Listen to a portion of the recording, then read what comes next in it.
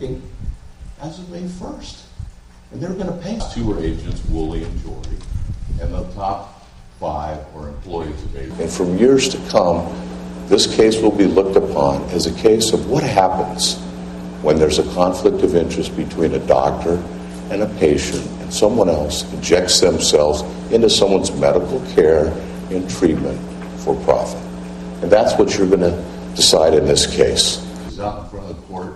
She's blindfolded because she can't see color, race. There's no dispute. Michael Jackson was the greatest entertainer of all time. But Michael Jackson had a well-known problem. He had abused prescription medications during times of pain, anxiety, and stress. I told you that at the beginning of the trial. I'm telling you that here again. Now, we saw a lot of testimony about that, but it's really not that disputed. And it's not disputed that everyone really knew that. But AEG sought, when they brought Dr. Murray in, to assume the responsibility for taking that risk. That's what they did in this case. They knew that he was having problems. They knew it. And now, when the Shoals sold out, they still had a huge problem. They didn't have the insurance.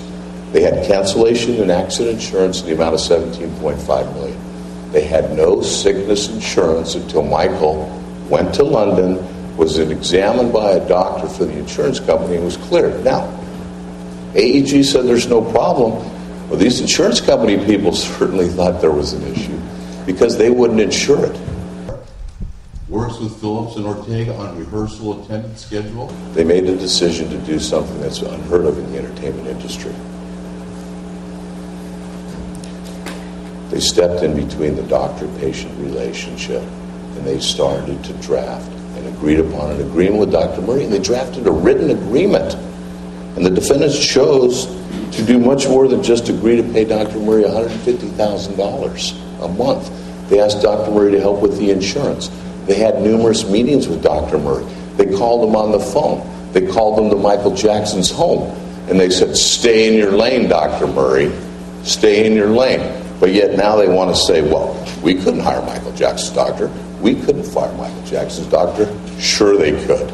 First of all, hidden intents. Dr. Murray knew nothing about this. They didn't tell Dr. Despite Michael's obvious deterioration over 60 days, despite the alarms that Kenny Ortega was sounding, and Bugsy Hugdahl, and all the emails, AEG falsely told Kenny Ortega that they had checked out Dr. Murray, that he was very successful, that he didn't need the money, he was unbiased and ethical, when in fact they never did that.